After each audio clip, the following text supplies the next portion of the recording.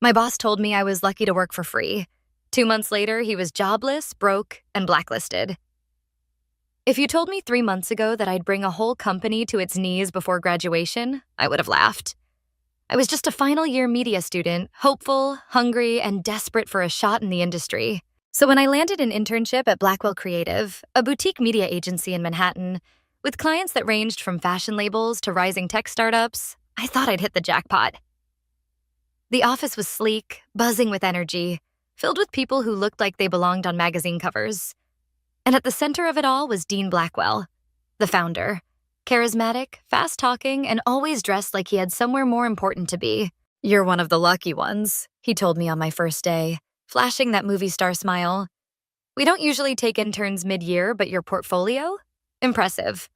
Stick around and there might be a spot for you when you graduate." There was no contract, no formal agreement about pay. But when I asked HR, they just said, "It's a short-term learning opportunity. Dean usually evaluates after the internship ends." I didn't push it. I wanted to prove myself first. In the first 2 weeks, I was doing everything. Brainstorming TikTok content, shooting, editing, managing the brand's Instagram and YouTube. One of my videos even went semi-viral. Dean noticed. "Not bad for a newbie," he said, nodding. "Keep this up and I'll make sure you're taken care of." It felt like a win.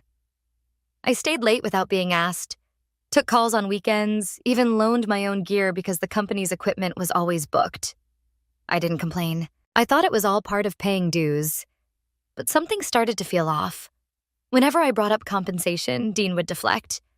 "Come on, Ava. Think long-term. Money comes later. For now, just absorb everything. Consider it an investment." An investment. That word haunted me. Then one day, an exhausted-looking junior editor leaned over and whispered, "Don't get your hopes up. I was in your shoes last year. Same promises, got nothing." That night, I started saving everything. My edits, project files, even screenshots of Slack conversations. I didn't know what I'd do with them yet. But something in my gut told me I'd need them. Because Dean Blackwell didn't just want free labor. He wanted to own my work, my time, and my silence. And I was done being the lucky one. From that night on, I started documenting everything. Not because I had a grand revenge plan, at least not yet, but because something inside me had shifted. The glamour of Blackwell Creative began to wear off quickly. I started noticing things. How full-time employees avoided Dean's gaze when he walked by. How they flinched slightly when he asked for volunteers. How no one ever stayed longer than 6 months. Meanwhile, my workload had doubled. "You're a natural," Dean said with a wink. "You just get it." But instead of feeling proud, I felt used. By week 3, I was running the company's entire TikTok strategy. I brainstormed content calendars, directed shoots, edited short-form videos, tracked analytics, and posted daily. One campaign I created for a fitness apparel brand went viral. Over 3 million views in 5 days. Dean called me into his office that afternoon. I thought maybe, finally, this was it. He grinned. "You're killing it out there, Ava. That video, chef's kiss. The client loved it so much they extended their contract. We owe that to you." I smiled nervously. "Thank you. I'm really glad it's working out." He leaned back. "You know, I've been thinking. Once this internship wraps, I could see you coming on full-time. Maybe even lead content. Big things ahead for you, if you play your cards right." That last line lingered in the air like cigarette smoke. It sounded more like a warning than a promise. Still, I wanted to believe him. I wanted to believe that hard work and talent would be rewarded. So I doubled down, stayed later, worked weekends, skipped sleep, but with each passing week, it got worse. Dean started messaging me at 11 p.m. with quick tweaks or one last idea. I'd wake up to Slack messages like, "Can you recut that last reel with different music before 9 a.m.?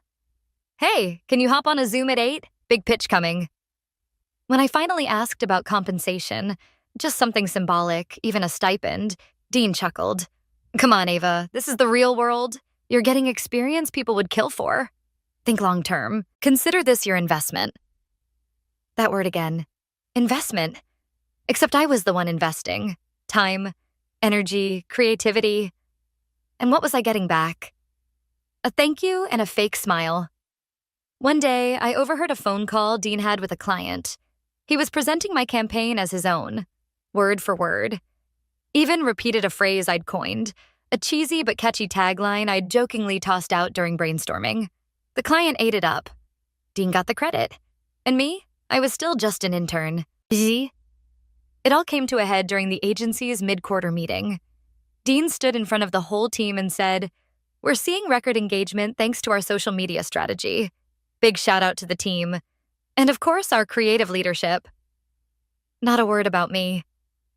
Afterward, I approached him quietly. "Hey, I was wondering, when you say our creative leadership, does that include the intern who created and ran all those campaigns?" He laughed. "Ava, don't be petty. You're still learning. You're not there yet." That was the moment the line snapped. Not because I needed praise, but because he wanted me invisible. That night, I transferred every single file I had created, campaign drafts, final edits, client feedback, to a private encrypted drive. I unlinked my personal Adobe account from the company systems. I archived every Slack conversation that showed I'd created content solo. It was no longer about hoping for recognition. It was about preparing for war. Because now I knew.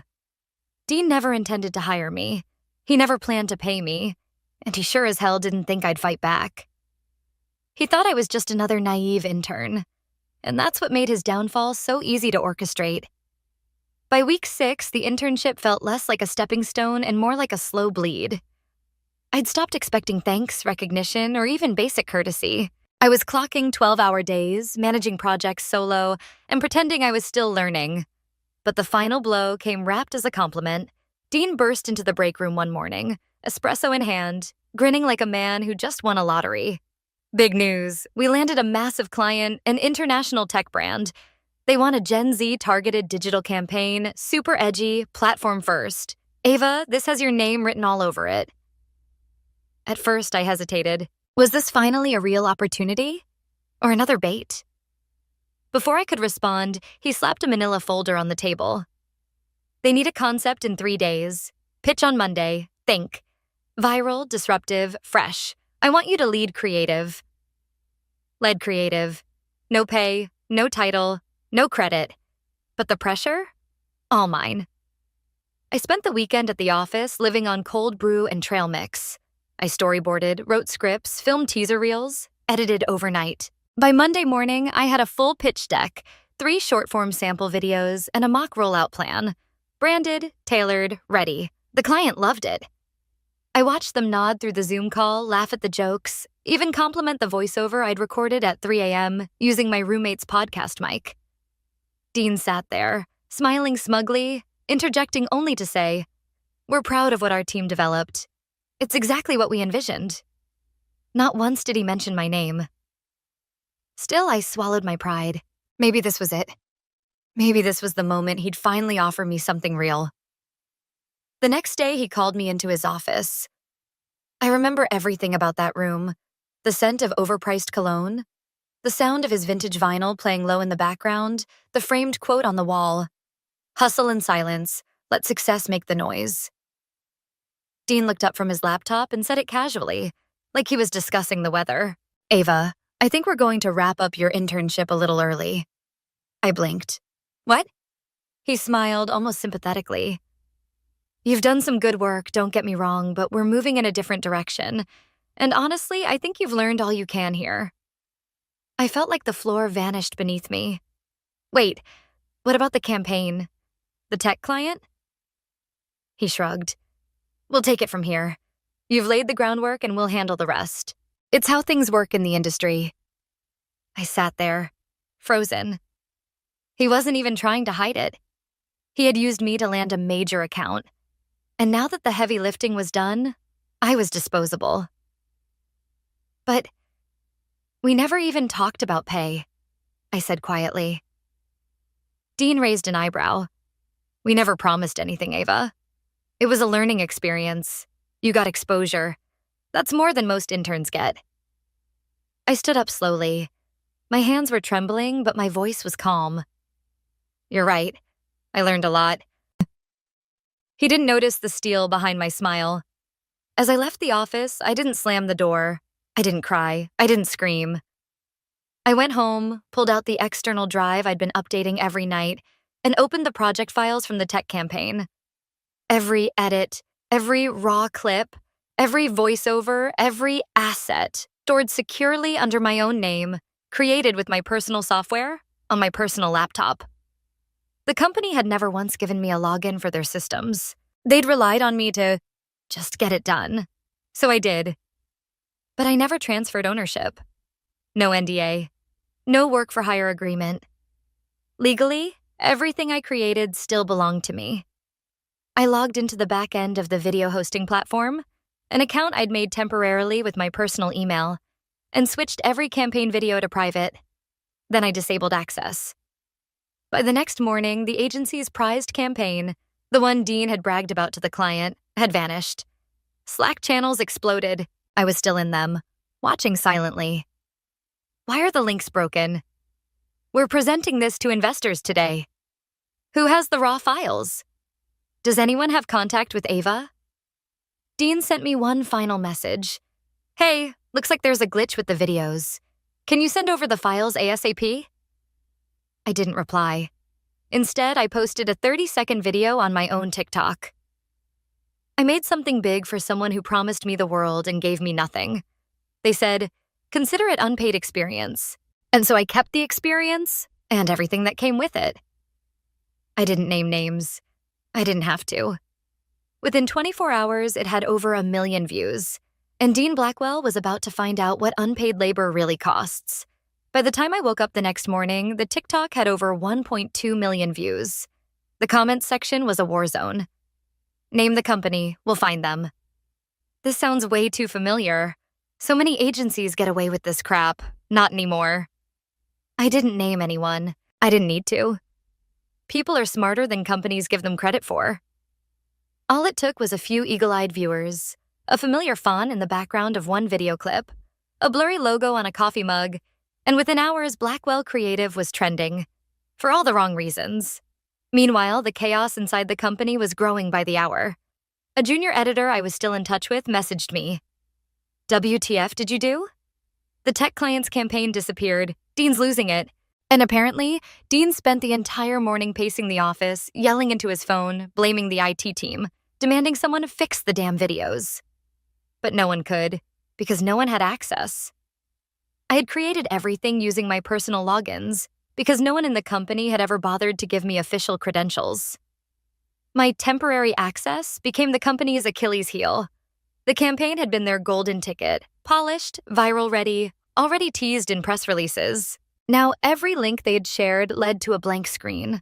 Clients called, investors panicked, and the tech brand, the one I'd stayed up for 3 nights straight crafting content for, sent a curt email. If this is how you handle digital assets, we'll be reevaluating our partnership. I read that line at least 5 times. It felt better than any paycheck. Dean tried to go into damage control. He posted a vague statement on LinkedIn. Sometimes technology fails us, but leadership is about resilience.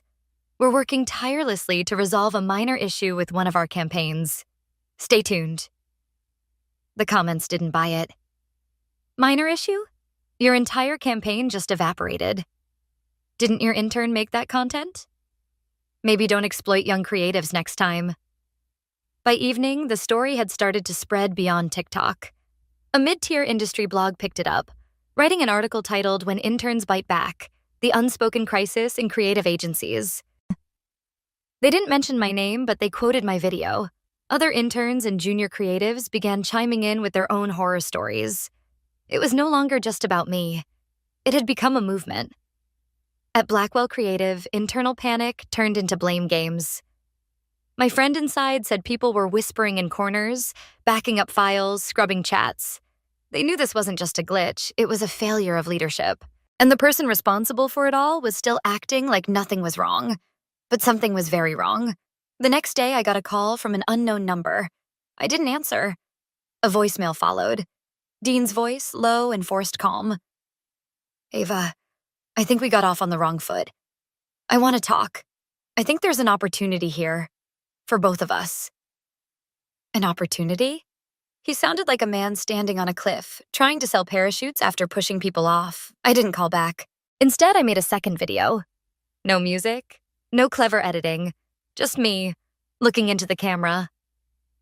They say exposure is worth more than money, so here's some exposure, for the truth. Then I showed receipts.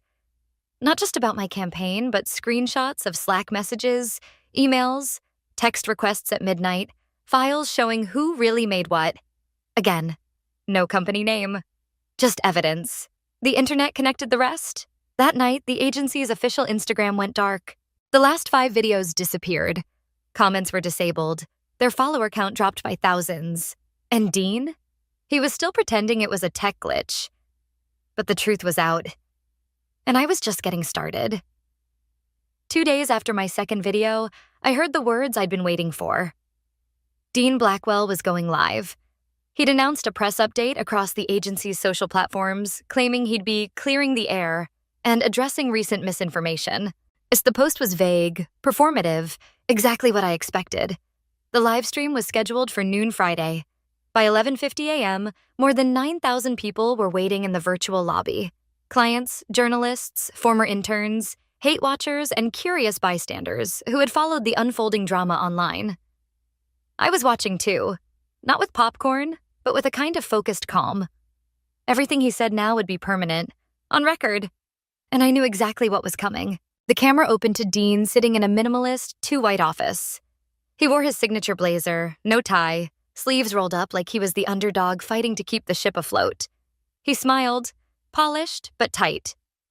First off, thank you to everyone who's joined. We've had a bit of turbulence this past week, and I want to take a moment to address it, leader to audience, human to human. He leaned forward. We recently experienced a technical issue with one of our key campaigns. We're working with our internal teams and cloud providers to resolve it as quickly as possible. No data has been lost permanently. Let me be clear, this was not sabotage. It was not some intern seeking revenge. That narrative, while entertaining, is false. The chat exploded. False? We saw the videos. Give credit where it's due, Dean. Say her name. Then came the moment that cracked the entire facade. A comment pinned to the top of the live chat by a user named @TruthLeaks appeared. Want to see the false narrative? Here's Dean admitting everything. And there it was. An audio file. Crystal clear. Dean's voice unmistakable. She's just a kid. Used her for the campaign. We'll cut her loose after the client signs. She doesn't even have a contract. It's fine. The file had been recorded weeks ago by one of Dean's own junior employees. Someone who'd had enough. Someone who had sent the clip anonymously to a media watchdog account. Dean froze. You could literally see the moment his heart skipped. He blinked, stared into the camera, tried to smile. We don't know the authenticity of that, but it was too late. The chat went feral. Exploit and discard. Your real strategy. You used her and got caught. Own it. This isn't leadership. This is theft. Within minutes, clips of the audio were reposted across Twitter, TikTok, LinkedIn. The livestream comments were now unreadable. Tens of thousands pouring in. And then came the death blow. The podcast dropped. I hadn't planned on releasing it that day, but after the audio leaked, the timing was perfect. In a pre-recorded episode with a well-known journalist who covered workplace equity, I shared everything. Names, dates, contracts, or lack thereof. How Dean refused to pay interns, forced unpaid labor, and used personal equipment with no formal agreements. It wasn't emotional. It was factual, methodical. Evidence stacked upon evidence. A legal expert in the second half of the podcast confirmed what I had quietly suspected all along. Any content Ava created using her own devices and software, with no signed contract or transfer of rights, is her intellectual property. The company has no legal claim. The moment that podcast hit the airwaves, Blackwell Creative's fate was sealed. Dean ended the live stream abruptly, but not before 72,000 people had watched it live. Not before screenshots were taken. Not before hashtags like Blackwell Exposed and Pay Your Interns went viral. An hour later, clients began issuing public statements cutting ties with the agency. The The tech brand, their golden goose, posted a curt one-line update. "We have terminated all contracts with Blackwell Creative effective immediately." That night, I got a DM from one of the agency's former graphic designers. "You did what we all dreamed of. Thank you." And from someone else I didn't know. I used to think I was powerless as an intern. Not anymore. I didn't reply to most of the messages. I wasn't in it for the praise. But I did screenshot everyone. Because I wanted to remember this moment. Not for the downfall, but for what it represented. The end of silence. The end of being grateful for scraps. Dean wanted to control the narrative. Instead, he became it. And I wasn't done yet. By Monday morning, Blackwell Creative was a ghost town. Online and off. The agency's website redirected to a blank page. Their social media profiles were either deleted or locked down. The LinkedIn accounts of several employees went dark overnight. It was as if the company had never existed, but the internet doesn't forget. Dean Blackwell's name was now permanently tied to scandal. Google his name, and the top results were articles titled, "From Power Broker to Pariah, The Fall of Dean Blackwell." Intern Gate. When exploitation backfires. A lesson in ego and ignorance. The board of directors acted quickly. He was removed as CEO within 48 hours of the live stream disaster. Investors demanded accountability, clients withdrew funding, and several former interns came forward to file a class action lawsuit, using my podcast as a starting point. Dean tried to pivot, claim he was stepping down to focus on new ventures. But no one bought it. Screenshots of his leaked audio, Slack messages, and internal policies spread like wildfire across career forums and industry Reddit threads. He became a case study in what not to do as a leader. And the industry turned its back. Agencies that once partnered with Blackwell released distancing statements. Job offers dried up. Speaking engagements were canceled. No one wanted to be associated with a man who had weaponized unpaid labor for personal gain. And then came the cherry on top. The tech brand he'd landed through my campaign filed a legal complaint over breach of contract. Turns out, Dean had falsely claimed rights to the content I created. The company's lawyers confirmed the content was unusable, and that Dean had misrepresented ownership. He was now being sued for fraud and IP infringement. Last I heard, he was liquidating assets to pay legal fees. One of my former classmates messaged me a screenshot. Dean had created a profile on a freelance platform, offering consulting services for $45 an hour. No one was hiring. Meanwhile, I'd moved on. After my podcast went viral, several agencies and startups reached out to me directly. Not with internships. With job offers, real contracts, real salaries, real respect. I chose a progressive media startup on the West Coast that built campaigns around workplace equity. They hired me as their new head of social strategy, a role created specifically for me. 6 figures, full benefits, stock options, but more importantly, autonomy. They gave me a seat at the table. And they listened. Sometimes I'd get emails from young creatives who saw my story. They'd thank me. Some had quit toxic internships. Others had demanded contracts. One girl even started her own agency, citing my video as her spark. That was the real victory. I never set out to destroy Dean. I just refused to be erased. He thought silence was part of the deal. That I'd leave quietly, grateful for experience. But I learned that in a world where people like him thrive on taking credit, sometimes the loudest thing you can do is take it back. And I did. 2 months passed. The dust had settled, the headlines had faded, but the industry hadn't forgotten. My story had become a quiet reference point, shared in Slack groups, whispered about in agency boardrooms, analyzed in HR seminars. And then, one crisp Tuesday morning, I got an email. It was from a legal representative of what remained of Blackwell Creative, technically still a functioning entity under different leadership, though the name was now poison. Subject: request for intellectual property transfer. Urgent. The message was polite, clinical. They were preparing for an audit, and apparently the missing campaign, the one I had created, was still listed as an active asset on the books. For tax reasons, for compliance reasons, they needed access. Or, more specifically, ownership. They wanted me to sign over the rights. I stared at the email for a long time. Then I drafted my response. Thank you for your inquiry. I am open to discussing a retroactive licensing agreement for the content in question. My standard rate for full transfer of intellectual property created independently is $150,000. Please let me know if your team would like to proceed or negotiate alternative terms. No apology.